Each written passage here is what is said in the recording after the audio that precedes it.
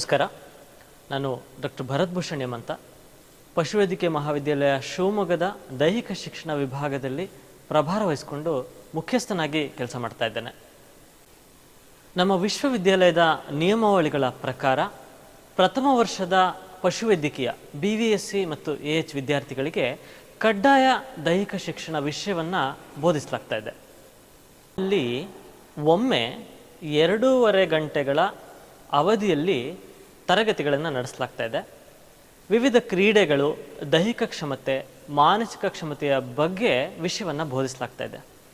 ಇದರಿಂದಾಗಿ ಮುಂದೆ ಪಶುವೈದ್ಯರಾಗಲಿರುವ ನಮ್ಮ ವಿದ್ಯಾರ್ಥಿಗಳು ಹೆಚ್ಚಿನ ಮಾನಸಿಕ ಹಾಗೂ ದೈಹಿಕ ಕ್ಷಮತೆಯಲ್ಲಿ ಹೆಚ್ಚಿನ ಕೆಲಸವನ್ನು ಮಾಡೋದಕ್ಕೆ ಸಹಕಾರಿಯಾಗಲಿದೆ. ವೃತ್ತಿಪರ ವರ್ಷದ ಕೊನೆಯಲ್ಲಿ ತೃಪ್ತಿಕರ ಅಥವಾ ಅತೃಪ್ತಿಕರ ಅಂತ ಮೌಲ್ಯಮಾಪನವನ್ನು ಕೂಡ ಮಾಡಲಾಗ್ತಾ ಇದೆ.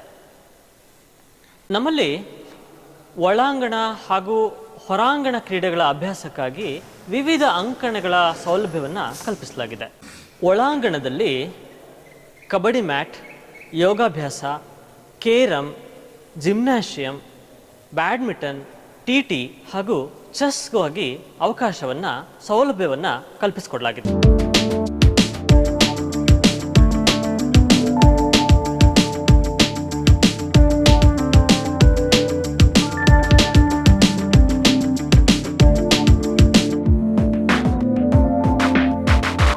ಹೊರಾಂಗಣದಲ್ಲಿ ವಿವಿಧ ಅಂಕಣಗಳಾದ basketball, volleyball, football, kabaddi, kho kho ಮತ್ತು ಕ್ರಿಕೆಟ್ನ ಸೌಲಭ್ಯವನ್ನು ಕಲ್ಪಿಸಲಾಗಿದೆ.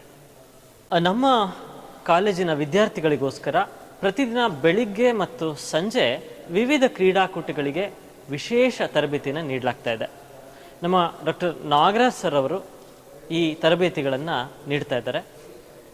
ಈ ತರಬೇತಿಗಳನ್ನು ಪಡೆದು ನಮ್ಮ ಕಾಲೇಜಿನ ವಿದ್ಯಾರ್ಥಿಗಳು ಅಂತರ್ ಕಾಲೇಜು ಕ್ರೀಡಾಕೂಟಗಳಲ್ಲಿ ಹೆಚ್ಚಿನ ಬಹುಮಾನಗಳನ್ನು ಪಡೆದು ನಮ್ಮ ಕಾಲೇಜಿಗೆ ಕೀರ್ತಿಯನ್ನು ತಂದಿರ್ತಾರೆ.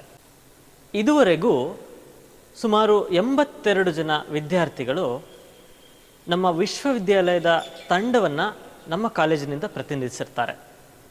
ಹಾಗೆ ಅವರು ಅಂತರ ವಿಶ್ವವಿದ್ಯಾಲಯದ ಕ್ರೀಡಾಕೂಟಗಳಲ್ಲಿ ಭಾಗವಹಿಸಿ ಅಲ್ಲೂ ಕೂಡ ಹೆಚ್ಚಿನ ಬಹುಮಾನಗಳನ್ನು ಗಳಿಸಿ ನಮ್ಮ ಕಾಲೇಜು ಹಾಗೂ ವಿಶ್ವವಿದ್ಯಾಲಯಕ್ಕೆ ಹೆಚ್ಚಿನ ಕೀರ್ತಿಯನ್ನು ತಂದಿರ್ತಾರೆ.